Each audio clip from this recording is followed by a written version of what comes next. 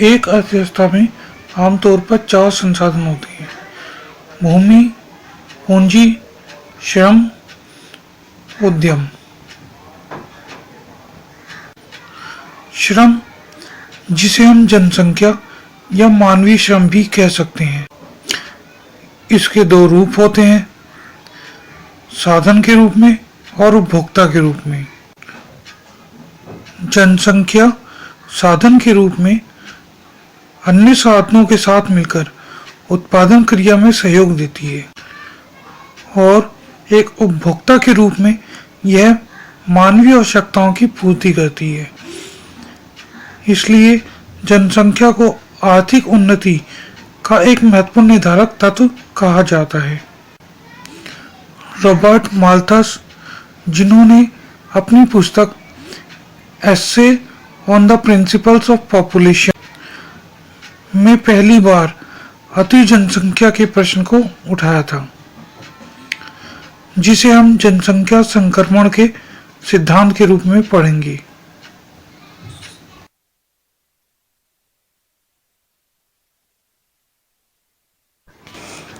आइए अब हम जनांकीय संक्रमण सिद्धांत को समझें। इस सिद्धांत के अनुसार जनसंख्या विधि को 3 अवस्थाओं में विभाजित किया जा सकता है। प्रथम अवस्था, जिसे हम उच्च जन्म दर और उच्च मृत्यु दर की अवस्था भी कहते हैं, यह अवस्था एक देश के पिछड़ेपन की अवस्था से संबंधित है।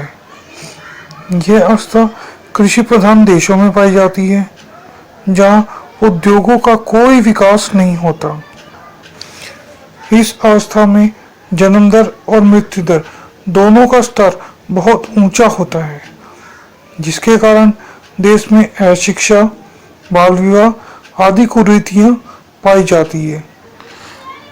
इस अवस्था में गरीबी, बीमारी व चिकित्सा सुविधाओं की कमी के कारण मृत्यु दर बहुत ऊंची होती है। अतः जनसंख्या या तो स्थिर रहती है या बहुत ही धीमी गति से बढ़ती है। द्वितीय अवस्था में मृत्यु दर का स्तर कम हो जाता है और जन्म दर उच्च हो जाती है।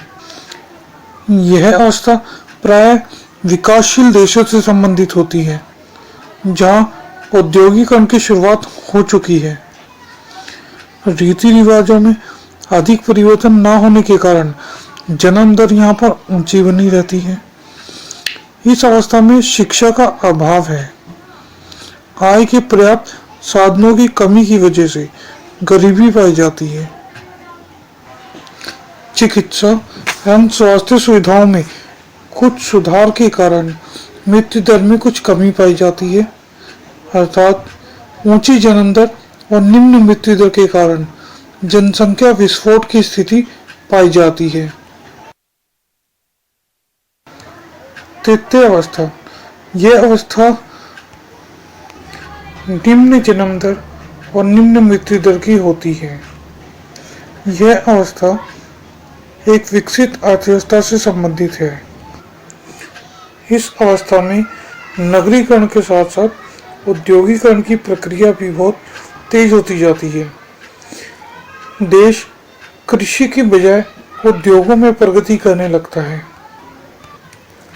शिक्षा का प्रसार, परिवार नियोजन और उच्च रहन सहन आदि के कारण जन्म दर बहुत कम हो जाती है। छोटे परिवार पाए जाते हैं। चिकित्सा सुविधाओं में सुधार, अच्छे आवास और पौष्टिक भोजन मिलने से मृत्यु दर में कमी आ जाती है,